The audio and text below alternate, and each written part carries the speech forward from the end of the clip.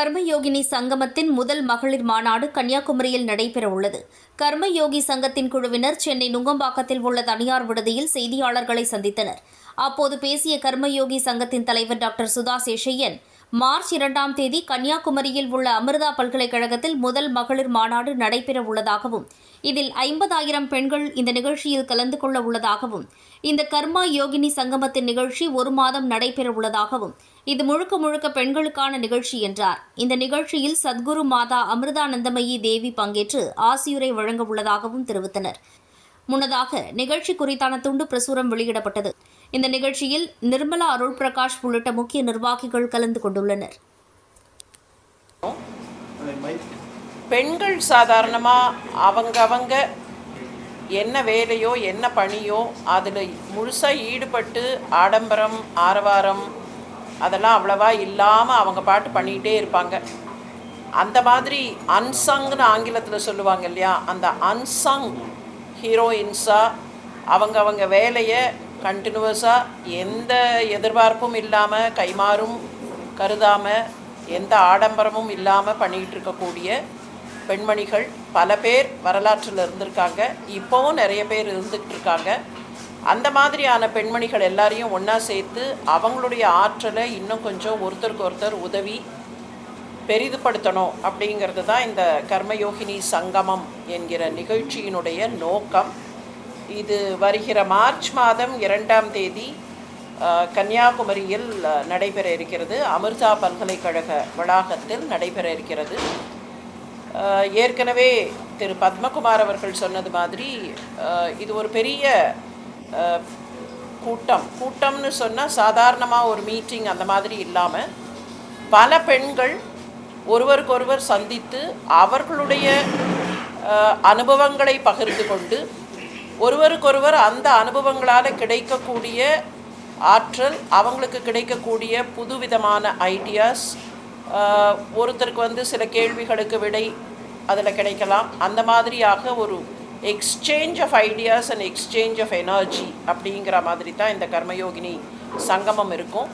நீங்கள் இந்த ப்ரெஸ் மீட்லேயே பார்த்தீங்கன்னா இங்கே டாக்டர் நிர்மலா அருள் பிரகாஷ் இருக்காங்க. அவங்க ஒரு பெரிய கல்வியாளர். அது மாத்திரமில்லை, ஒரு பெரிய பாரம்பரியம் மிக்க குடும்பத்தில் வந்தவங்க, சமுதாயத்துக்காக நிறைய பணியாற்றி இருக்கக்கூடிய ஒரு பெரிய குடும்பம். அவங்களும் நிறைய அதே மாதிரி நிறைய கல்வி பணிகளில் ஈடுபட்டிருக்கிறவங்க, நிறைய சோஷியல் ஆக்டிவிட்டீஸ் பண்ணுறவங்க. ஆனால் இதெல்லாம் ரொம்ப ஆடம்பரம் இல்லாமல் பண்ணிக்கிட்டு இருக்கிறவங்க. இந்த பக்கம் பார்த்திங்கன்னா திருமதி நளினி பத்மநாபன் இருக்காங்க. அவங்க டாக்டர் மாலா இருக்காங்க.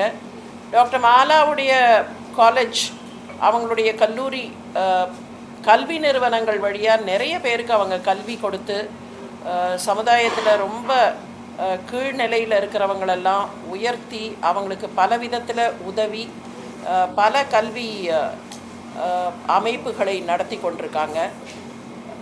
நளினி பத்மநாபன் அவங்க ஒரு பேங்க் டைரக்டர் இருந்தால் கூட ஏறத்தாழ வாரத்தில் அநேகமாக 1 நாள் 2 நாள் கூட மிச்சம் இல்லாமல், அவங்களுக்குன்னு 1 நாள் கூட ரெஸ்ட் இல்லாமல் எனக்கு தெரிந்து பல ஆண்டுகளாக பல சமூக பணிகளில், குறிப்பாக இந்த சுய உதவிக்குழுவில் இருக்கிற பெண்கள், அவங்களுக்கெல்லாம் நிறைய ஹெல்ப் பண்ணிகிட்ருக்கிறவங்க. இந்த கர்மயோகினி சங்கமத்தினுடைய ஒரு நிகழ்ச்சி பார்த்திங்கன்னா சுய உதவிக்குழு பெண்கள் அவங்களுக்குள்ளேயே சேர்ந்து சுய உதவிக்குழுக்களாக நடத்தி கொண்டிருக்கக்கூடிய அந்த வைபவஸ்ரீ அப்படிங்கிற திட்டத்தினுடைய 25வது ஆண்டு.